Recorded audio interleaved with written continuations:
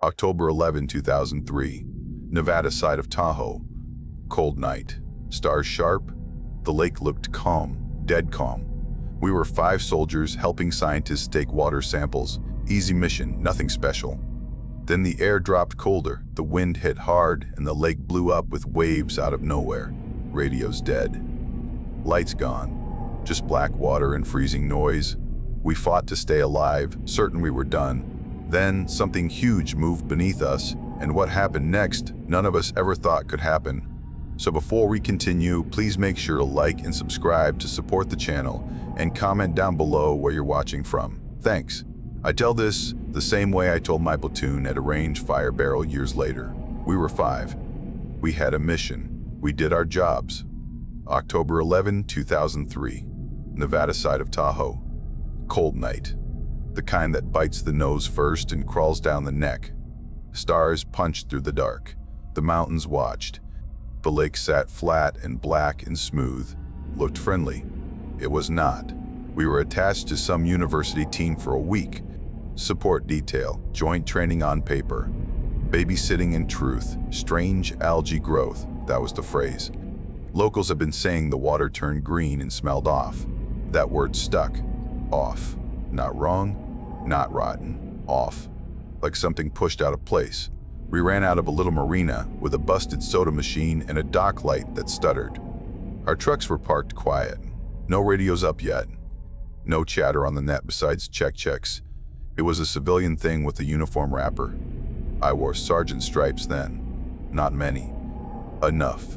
R5 Staff Sergeant Mara Ellison, team lead. Calm voice, steel eyes. No nonsense. She had that habit of looking past you, like she was tracking your 6 even when you faced her. Luis Cardenas drove boats since he was a kid on the Gulf. Cocky on water, slow on land. He hung a saint pendant from his neck. Tapped it before he turned an engine. Said it was for luck. Said it was for tide and wake. He was superstitious in a quiet way. Theo Kim handled radios, batteries, laptops, wires. The kid was sharp and anxious. He pretended calm. Tapped his foot when the world slowed. Tamsin Ward, our medic. Strong. Never smiled just to be polite. If she laughed, it was because something earned it. And me. Nate Alvarez. Young. Fresh enough that the boots still bit. Observer, they called it. Learn the ropes. Keep a notebook. Shut up. Stay useful. We loaded gear under that stuttering light. Pumps. Sample bottles. A little water sampler with a rope and a crank. It looked like something you would drop down a well. Theo babied the laptop in a Pelican case. He kept saying the battery would hate the cold. Ward checked blankets and hot packs and airway stuff. Cardenas ran hands over the hull of the boat like it was his dog. A dock worker in a beanie smoked and watched us. He had that grin people get when they see uniforms doing something dull. He said the lake had moods. He said the algae was new. He said the smell started in late September. Then he nodded at the black water and said, "Tessie's cranky." He meant Tahoe Tessie, the tourist monster. He said it like a joke, but his eyes flicked out and held a second too long. Cardenas laughed, tapped the pendant. "She can ride in the bow if she pays for fuel," he said. Ward rolled her eyes. Theo looked up from his case and said, "Urban legend." Ellison said, "Quit gabbing. Load and go." We pushed off. The dock light buzzed and shut off for a breath. The boat slid free and the hull whispered against wood, and then nothing. The lake took us. Normal talk filled the gaps. We joked about MRE heaters. We argued chili versus beef stew. I kept my mouth shut. The night air had pockets. That is the first thing I remember feeling off. I would move my face left and it would burn cold. I would move right and it felt less sharp. Not wind, not breeze. More like walking past an open freezer in a hot store. Cold here, less cold there. It didn't move. It just hung in spots. We idled out. No other boats, not even a fisherman hiding from sleep. The water looked heavy, not fast, not slick, heavy. The mountains made silhouettes. The stars swung off the surface like little eyes. That calm was wrong. I grew up near water, rivers, and a dam. Water that calm feels dead or waiting. Cardenas stood easy at the console, fingers light on the wheel. "Glass," he said, could land a helo on it. He sounded pleased. Ellison laid out the plan again. Hit points the scientists had picked. Take surface samples. Take a few deeper pulls with the rope rig. Temperature, pH, whatever Theo wanted. Be back by 2 in the morning. Debrief. Hot chow. Sleep. We cut across a mile, maybe less. In the dark, distance lies. The cold entered bones through wrists and ankles and stayed put. All the sounds were small. The engine at low growl, a cord clacking. Boots on fiberglass, no birds, no insects, no water slap. That last part you notice in hindsight. In the moment, your head says it is night and mountains and a lake. Your head is dumb when things feel normal. We set up over the first point. Theo checked the GPS. He squinted at the screen. On it, he said, the laptop screen threw dim light across his face. The green reflection made him look seasick. He clicked and typed like he could keep order if he got the columns right. The smell came and went in little threads. Not sewage, not fish rot, something else. Different. Thick and sweet and sour in the same breath. Ward sniffed. That's the stuff, she said. Bottles ready. I looked over the side. The water had a color even in the dark. Not black, not blue, green. A faint tint at the skin of it. When our flashlight grazed it, the beam didn't sink right. It stopped shallow and swam back up. Cardenas frowned. Ellison watched everything. She said nothing. She worked. We laughed at a few dumb things because that is how you start nights. Theo said he had a bad vibe about the laptop battery. Cardenas said he had a bad vibe about Theo. Ward said she was getting too old for cold water, and she was not old. Ellison told us to shut up and pull the first sample. The doc guy yelled as we left that Tessie was cranky. We brushed it off. Tourist story. T-shirts and mugs. It stuck anyway. The name rode with us out there. Tahoe Tessie. Silly. Familiar. Something people tell kids. It had teeth in the dark. We got to work. You can laugh and still be ready. We were. The first pulls went easy. Surface water into labeled bottles. Theo held the thermometer and wrote numbers with shaking hands. Not from fear. From cold. He had thin gloves. He should have worn wool. He never learned that lesson until that night. The surface is colder than the profile from last week, he said. Off by a chunk. He said chunk because he knew we hated decimals in the cold. Ellison nodded. Log it, she said. I watched the lake skin. It did not move. Moves out in the distance, sure. Little glass tremors. By us, it just lay there, heavy, dead calm. The flashlight passed across and picked up strands that clung and let go. Algae, I guess. It had a green that did not belong here in October. The radio started humming, small at first. A low vibration, not loud enough to be interference. Not the usual chatter. It crawled in from nowhere and sat behind the normal static. Theo lifted the handset and adjusted squelch. You hear that? He asked. Hear what? Cardenas said, because he was focused on staying on the waypoint. Humming, Theo said. Like something is on the net but not talking. Ellison leaned in and listened. She heard it too. She didn't show it. Probably bleed from a tower, she said. New hotel or something. Her voice said steady, but her eyes passed left across the lake and came back quick. We ran the rope sampler for the first deeper pull. The thing clanked in my hands. I fed rope into dark. It dragged slow. It should have dropped straight. It drew off to the side, not by wind. There was none, not by drift. The boat was light on anchor. It pulled as if something below had its own draw. Not a jerk, just a steady suggestion. Metal to deep water. It wanted it. My hands felt it. I said nothing. New guy talk dies when it sounds spooked. The hum on the radio nudged up a notch. Theo tapped the handset against his thigh. He said it helped. It didn't. The hum had found a home. Cardenas shifted his stance at the wheel. He had his happy feet look when the boat felt right. He did not have it now. This calm is weird, he said. Feels heavy. He said it the way fishermen talk to the water, not to us.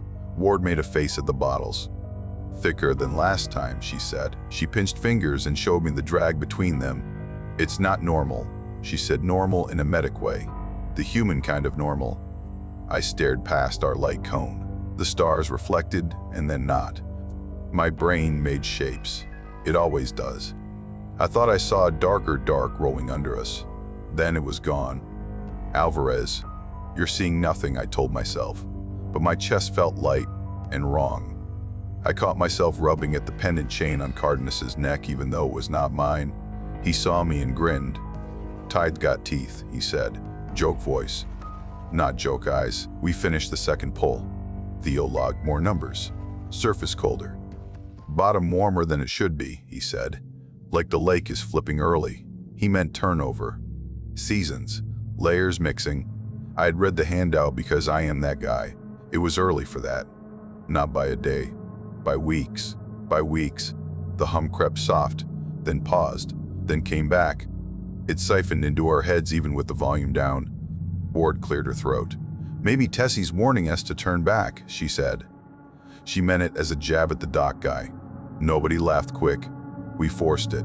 It sounded thin. The joke sat there, and looking at it now, it wasn't a joke. It was coverage. Ellison watched the screen and the water and the team. She said, one more set. Then we move a half-mile north. She checked her watch by habit, her breath fogged. The cold had teeth and no mercy. The birds were gone. I only noticed that true in that moment. No wing cuts. No distant calls. The lake took this night for itself. We dropped the sampler again. Rope the color of old bones slid over the rail and went black. I felt it go taut a hair to the left again. I told myself it was current. There was no current. Not the kind you feel in a mountain lake at night on glass. It wasn't a yank. It wasn't a hook.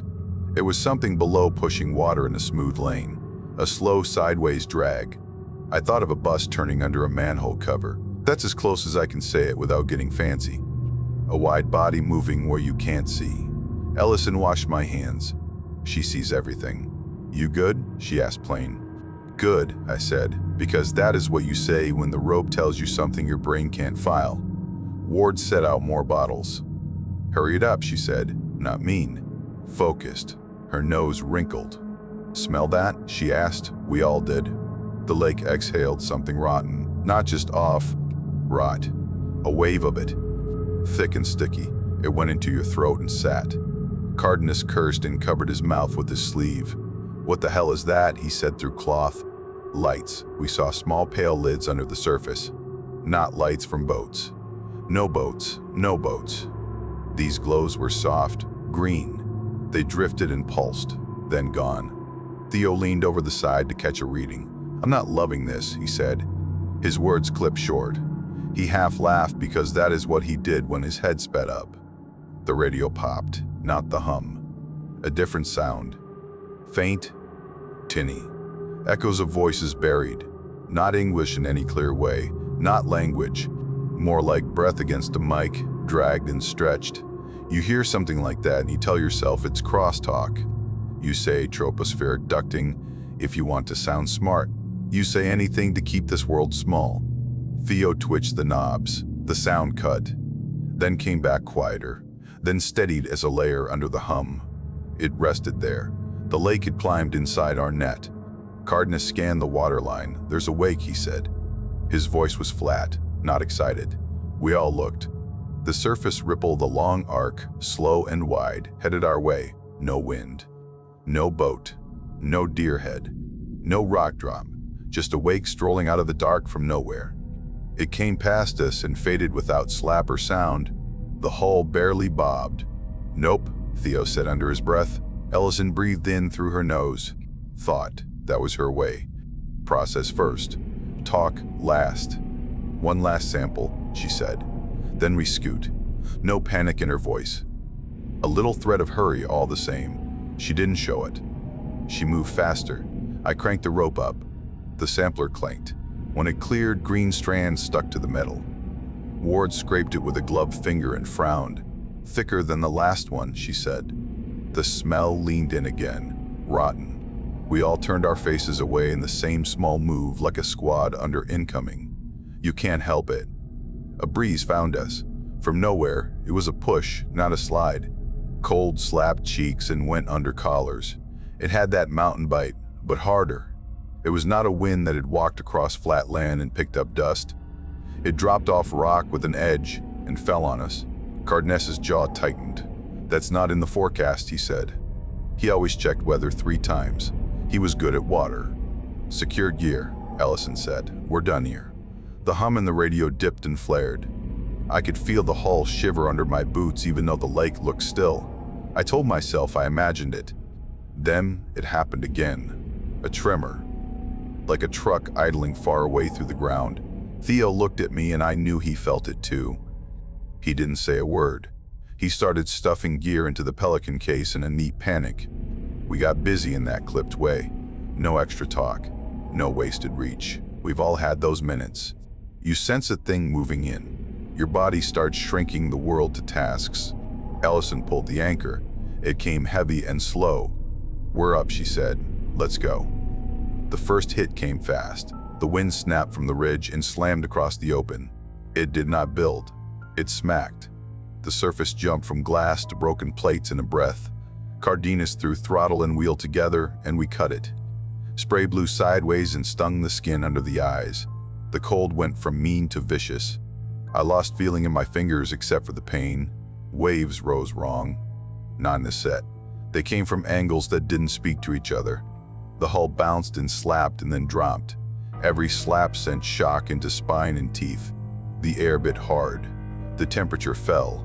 It fell so fast, you could taste metal. Theo yelled, the radio was dead. The display still lit, but our net had gone to that hum and a few clicks. We were on our own. "Cardenas, head for the lee," Ellison shouted. He nodded. He knew where rock and trees break wind. The lake had other ideas. The waves hit us off rhythm. Starboard, then head on, then tail, then starboard again. The wheel might as well have been a prayer book. It answered sometimes, and sometimes not. Cardenas cursed in Spanish and English, and words that were just noise. He kept us from rolling. Barely. Ward strapped the Pelican case down and then moved along the boat, hands low, making sure nothing was loose. She did it with a medic's brain. You lose a case in a storm, it's just gear. You lose a person, it's a life. She tied bodies down with her eyes. The smell came in hard now and got eaten by cold and spray. The green sheen on the water thickened around the hull. We cut through streaks of it, pieces stuck and smeared. The boat felt slower in those bands. The engine had to work harder to make the same sound. The wind roared without word. The mountains made it bigger, throwing it back at us and at each other until it became a field of noise. The stars vanished behind torn cloud. I heard something under the roar, not the hum. A low sound deeper, a pressure in the chest. I didn't know then if it was real or my heart. I know now it was real. The lake had started moving with a force that was not wind alone. You could sense it in your bones. Something big was awake. Not angry. Alive. Cardenas shouted a warning I didn't catch. A swell reared up from starboard. It had no right to be that tall and that short, a fetch. It came anyway. Ellison yelled to brace. We dropped, and then the wall hit us on the side. The boat went over fast. Cold. Everything went to cold. And dark. The first second stole air. Your body thinks the water is a fist. It hits and your lungs close and your ribs curl. The shock snapped my world to a pin. I kicked because training says kick even when nothing else listens. My gear dragged. My vest grabbed my throat. Hands, not mine, pushed me up and then away. It was chaos. It was white. Then black. I broke the surface and swallowed and coughed again. My eyes wouldn't focus. The wind shredded breath. The waves pitched me up and then dropped me into troughs that hit everything. Cold felt like needles under skin and hammers on joints. No similes, I know, but I don't have other words. It was pain. I heard Ward shouting.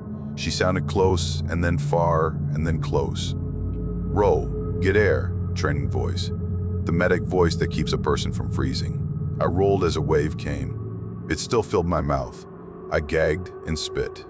The lake shoved again. I kicked off something. Hull? Debris? I felt the inverted boat under me and slid my hands along it. Someone else grabbed the same edge. Theo. His teeth clacked in a machine gun rhythm. He said my name and I didn't hear it. I read his jaw. "Cardenas," Ellison yelled. Ward, names, counting heads in a storm. "Here, Ward." She was near the stern. She had an arm hooked under a line and her other hand clutched a strap on the Pelican. She would not let that data go. It was funny and also not. "Lewis," I yelled. No answer. The wind ate it. The waves ran us up and down. The boat groaned. Fiberglass can sound like hurt. I felt a space under the water that was warmer. A pocket. It hit my legs and then vanished. A second later, another. Then cold again. The lake had zones. The storm had not stirred it into one thing. It stayed in strange slices. Warm, cold, warm again. We did not understand yet, but we felt it. Under me, a shadow moved.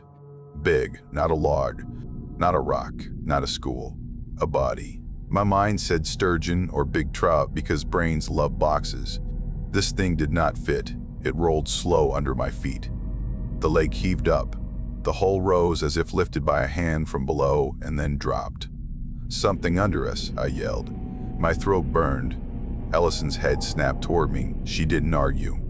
She knew I wasn't making a ghost. She reached for Ward. Theo clutched the edge and would not blink. Cardenas was not with our hands. Luis, Ellison again. The wind answered. We clung to the overturned boat. The world shrank to that plastic edge, and the taste of raw cold, and the sound of our own breath tearing. I looked right and left. Waves showed me Ward's eyes. Then her eyes vanished and the hull showed. Then Theo's hand, white on white. Then gone. "Count," Ellison shouted. Her voice cut like a blade through the noise. "Ward, here, here, Kim, here, Alvarez, here." Cardenas. Silence. Ellison swallowed and looked beyond me. She was doing the math. How long since we went over? How long a person can be under in that cold? What a human body does when lungs swallow lake. I pushed off the hull and sucked air and felt my legs slack. They wanted to stop. The cold makes bargains without asking. Ward slapped my shoulder hard. "Stay awake," she yelled. It hurt. Good. The lake rippled strange near us. Lines of smooth water slid through the chon. The waves on one side started to lose their teeth. They still moved, but softer. Not crushed. Smoothed.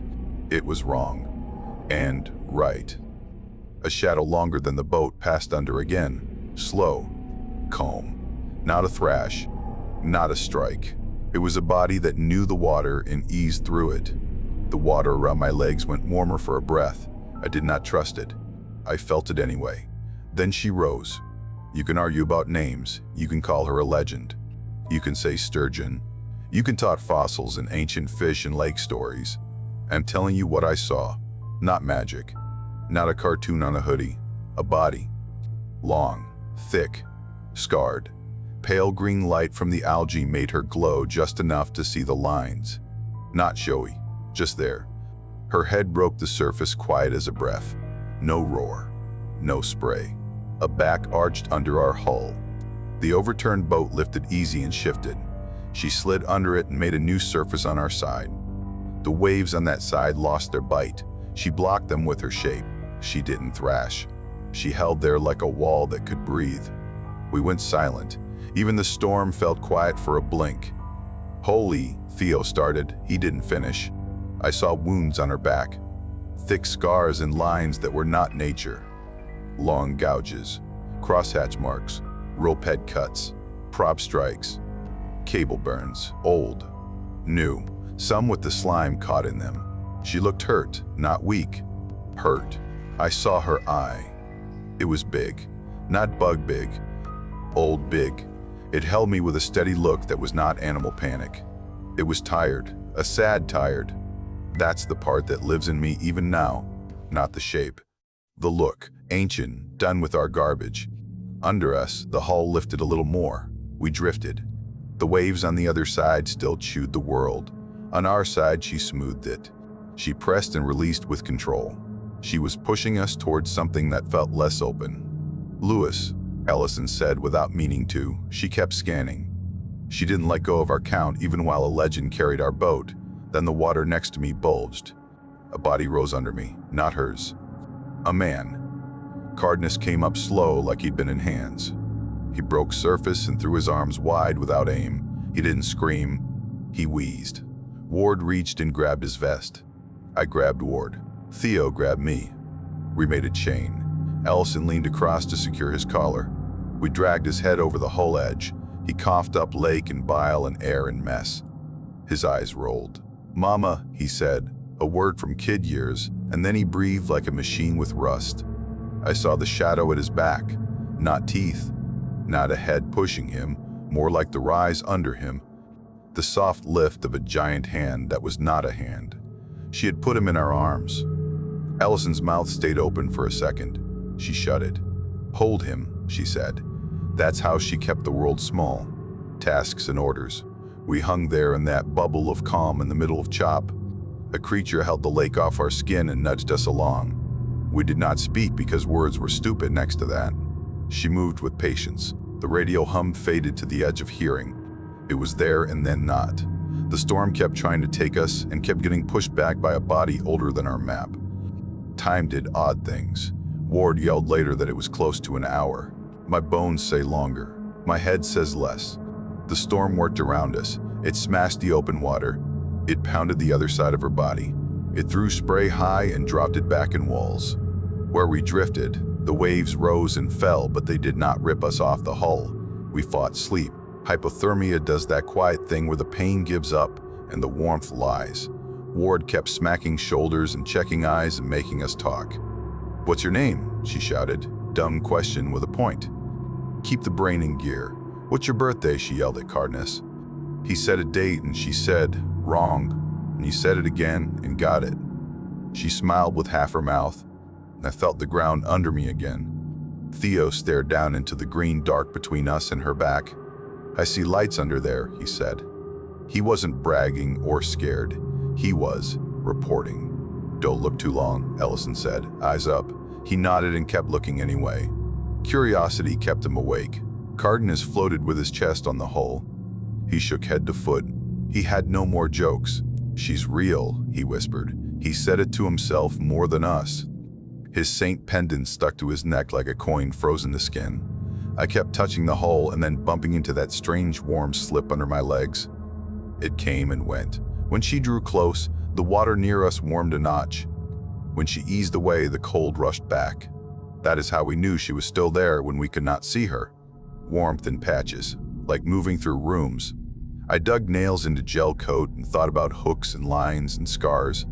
I thought about how her back looked under that algae slime, how the cuts crisscrossed. I thought of anchor chains, propellers, net rope, beer cans and oil leaks. That slime stuck to her skin felt tacky. I know that because I touched her once without meaning to, when we slid across a swell and my foot scraped her side.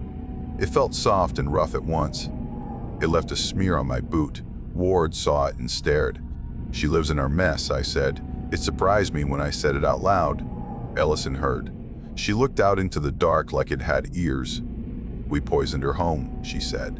She said it quiet, not for report, for the air. The words felt heavier than the boat. The hum in the radio thinned and faded. It sounded at the edge, and then like a breath, then gone. The lake sighed. That is how it felt. A release. The storm still tore at itself around us. Above us, the clouds shoved past each other. The ridge threw gusts down, but the angry center in the water eased. Theo blinked slow and fast in turns. "We're drifting toward shore," he said, as if telling himself to stay on task. "There's a cove down that way." He spoke with a tech guy brain while his teeth knocked. Ellison nodded. "Hold until we can stand," she said. Standing on the overturned hull in that wind would be suicide. We stayed low and let the creature do the work. Cardenas muttered a prayer that had boat words in it, not church words. He promised things. He promised less rum when he drove. He promised to fix the leak in his cousin's skiff. He promised to shut up about football. He huffed a laugh once. Ward smacked him on the cheek and said, "Save the jokes for land." We passed another band of thick algae skin. It wrapped the hull in strings and peeled away. The smell curled in and then thinned again. My stomach treated it as an enemy and wanted to empty itself. I kept it down by will alone and the grip of cold on the gut. At one point, Theo leaned in tight and whispered into the dark, "Thank you." He didn't look at us. He looked under. No one mocked him. Words like that felt small and right. A log slid past on the edge. It turned and rode a wave toward us and then stopped short. Not by a line. It just didn't come over our bubble. She sat under us and let the bad water go around. I know how that sounds. I don't care. That is what happened. We spoke names again. We counted again. Ward made us move fingers and toes and do little kicks to push blood out of hiding. They cramped and screamed. Good. Pain meant live. I thought of the dock guy and how he had said Tessie was cranky and grinned with scared eyes. I thought of all the years white boats cut wakes across this lake and never saw the thing under them. I thought of how many scars it takes to make a body that big lift a boat out of trouble. I stopped thinking when a wave slapped my face hard enough to reset me. We moved. The mountains changed angle. A darker line showed ahead where trees piled low over rock. Theo said the cove would be shallow with a little gravel bar. We needed that. The big shore breaks would eat us otherwise. The storm shifted then and threw a set dead at us. Our bubble shrank. Her body rose more. I felt the hull lift again as if someone slid a knee under it. She took the hits on her back and head, and we took the white on our side. She did not flinch. You feel that devotion in the hands of a medic, and in a mother, and in a thing that decides to keep you alive for reasons you do not earn. I caught her eye once more before the final push. It held me steady. I can still pull that look up in my head on command. It was old, tired, patient, sad, not human, but it knew us, It measured us and found us small and worth a little trouble anyway. The rock showed first as a darker dark in the chaos, then a line of shadow trees. The spray eased a hair. We felt ground under the chop. The bottom had come up under us. The big outside sets still marched. They stacked in the open and snapped their tops off in the wind. We would have been mulch out there. In by the cove mouth, the water pulled and pushed. The bubble held. Then she rose higher. The surface lifted around us and flattened in a small oval. Not still, softer. A shoulder rolled under the hull and blocked a wave that would have rolled us again. It hit her and curled and slid away. She took it without thrash. She moved a foot and reset as the next came. She knew this dance. She had done it for her own calf or her own body or for nothing but herself. Now she did it for us. The boat slid forward with a scrape. The hull kissed rock. The sound was beautiful, solid, final. We had ground. We were stupid with relief and too cold to show it. Go, Ellison said, one at a time. Ward moved first because she had to set hands for the next. She moved like a mountain cat. She planted boots and pulled, and the world tilted but stayed. Theo went next. He slipped, cursed once and laughed once, the laugh of a man who cannot believe the math still adds to alive. Cardenas wouldn't let us push him ahead. He grabbed my collar and shoved. Rook first, he said. I groped rock and then sand and then rock again. My knees did not work right, but they worked enough. The cold had stripped strength down to wires. I crawled. The beach was not a beach. It was a strip of gravel with teeth. It hurt. It was heaven. Ellison came last. She still had that habit of being last. She checked every hand and shoulder with eyes. Ward counted again. 5, she said out loud. She made it a spell. We turned. The cove mouth still boiled. Beyond, the open broke and tore. For a second, things fell quiet where we stood. Not the storm. Us. There was a hole in the world and we filled it with looking. The surface in front of us lifted and dropped, not the waves. Her. She raised her head one more time in the small still patch and held it there. We saw the scars again. We saw the green slime cling and slide. We saw the eye. She didn't show off. She just checked her work. Ward put a hand to her throat as if to push a word out. It didn't come. Theo wiped snot and lake and stared and forgot to breathe. Cardenas made a sign with his hand and looked embarrassed, then didn't. Ellison nodded once. It was the deepest bow I have ever seen. Then she sank. No fuss. No tail slap. No drama. Just gone. The patch she had made for us folded back into the lake. The storm kept at it. The lake returned to being a lake. We stood on bad sand in bad wind, and it was the best place in the world. Rescue lights showed across water a few minutes later. Headlamps. Red and blue washed the trees. We waved and stumbled, and someone yelled and fell. Hands came. Blankets. Questions. Hot breath. metal of a rescue boat against rock, the kind of chaos that means life just arrived. I lay back and stared at the black sky and felt small gravel under my skull and laughed one time that hurt. I could not say why. I think it was the sound of a fear leaving. They hauled us out. Lights on faces made everyone look washed out and ghosty. They strapped us and checked pupils and swore and smiled. They asked what happened. Ellison said, wind. She said sudden wind. She wasn't lying. She just wasn't telling them everything, not yet. They wrote it up as a mountain windstorm. Sudden, strong, extreme chop, overturned boat, hypothermia. Good survival thanks to training and luck. That last word again, luck. It fits on paper. It doesn't hold water. No one mentioned a creature. No one mentioned a warm patch or a bubble of calm or an eye that looked older than the mountain. You say that in an official report, you ruin your life. You say that in a bar, you get a story traded for a story, and then it becomes a joke with teeth. We chose quiet. Weeks later, when our hands stopped shaking, Ellison called us into a little office with a burned coffee smell and a wobbly chair. She put a map of the lake on the table and laid down a stack of flyers. Cleanup days, volunteer lists, state folks, university kids, locals. She looked at us. We owe, she said. That was it. No speech, no flag waving. We showed up. We filled bags. We pulled line and plastic and bottles from shore. We wore gloves because the algae made your skin itch. We moved rocks and found old lead sinkers and beer cans from 1,000 summers. Ward taught kids how to keep hands safe. Theo passed a busted pump and made it purr. Cardenas showed people how to run boats gentle near the shallows. Ellison stood with a clipboard and a stick and took names and threw jokes that made people work faster. 2004, the algae eased. The smell faded. The lake turned back to that clear blue every postcard milks. The scientists took credit. The state claimed to win. Good. They earned it with truckloads of muck. We didn't correct them. We just kept showing up when the trash bins overflowed. I went back alone one morning a year after. No uniform. No team. I parked early. No tourists yet. The air had that high snap. The water was glass in the true way. Moving. Alive. Not dead heavy. I stood at the edge and didn't throw a rock. I just watched. A single ripple spread across from the deep part. Not fast. Not with wind. Just one slow shoulder roll that widened and thinned and vanished. No log. No bird. No boat. I knew what it was. I felt it the same way you feel a train before you see the light. I said, thank you. Quiet. For me. For her. For anyone listening. Then I walked back up the trail, past a sign about invasive plants and a trash bin with a fresh bag, and I thought about a body under there with old scars and new days.